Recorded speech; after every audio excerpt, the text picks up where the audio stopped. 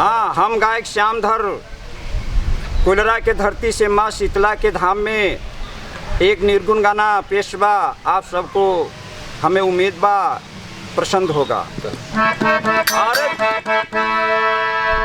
जियरा ए भैया जियरा ना हो कहीं जियरा हमारा लोग से आया माया में लपटाया है। जियरा ए भैया जियरा जियरा हमारा लोग से आया माया में लपटाया है। माया में लपटाया है भैया माया में लपा जियरा ये बाबू जियरा ना जियरा हमारा लोग से आया माया में लपटाया है। अरे माया में लपटाया है माया में लपटाया भैया अरे जियरा ए भैया जियरा जियरा हमारा लोग से आया माया में लपटाया। लेकिन जियरा आज कहत का बा अरे 5-25 तीन का पिजरा और कोठा बनल बहत्तर भीतरा कोठा ये भैया कोठा बनल कोठा कोठा याद हो मोरे रामा कोठा बनल बहत्तर भीतरा जाम का परदा लागल ऊपरा ता मेरा कुआ तुमको जियरा कहीं तुम तो ये भैया तुम तो सुधानी जघर का बिसरा काया देखी बुलाया है।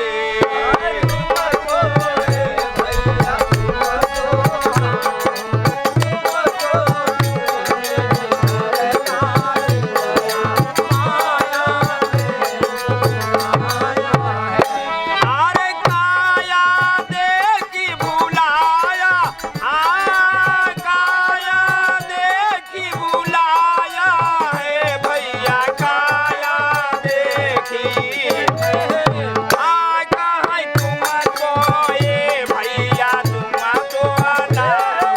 तुम तो सुधानी जघर का बिसरा काया देखी बुलाया है।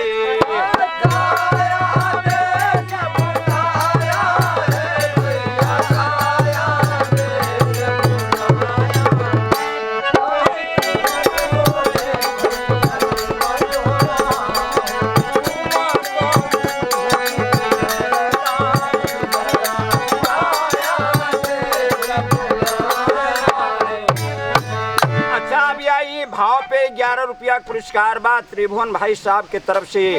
हमरे तरफ से नमस्कार बा सब भैयन से नमस्कार प्रणाम बा। आगे कहना का बा अरे मनुष्य रूपी देव निरंजन आद्याय रधांगी गाई बन गाया भैया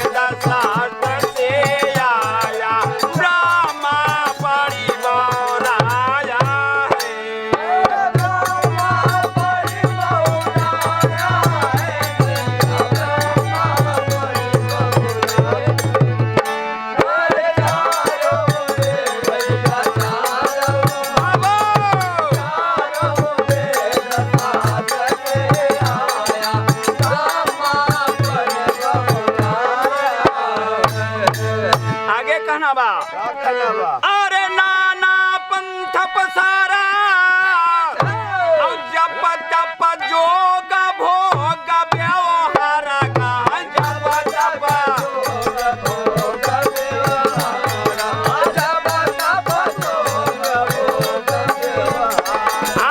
जप तप जोग भोग व्यवहार पूजा बताने मऊचारा कामे भटकी रहा कहाँ मुँह दे यार दे सात्या लोक का द्वारा सबको धर धर खाया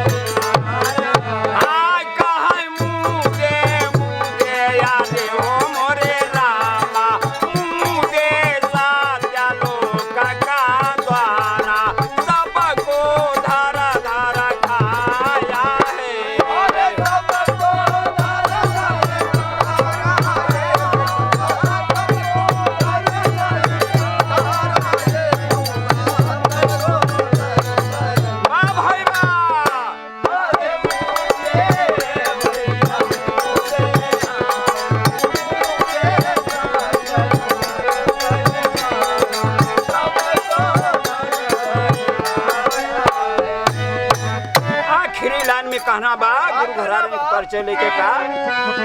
अरे सतगुरु काल से ले तब बचाई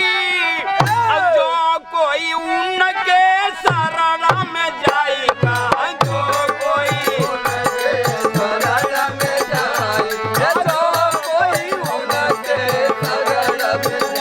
जाई जो कोई उनके शरण में जाई सारा सा बउआ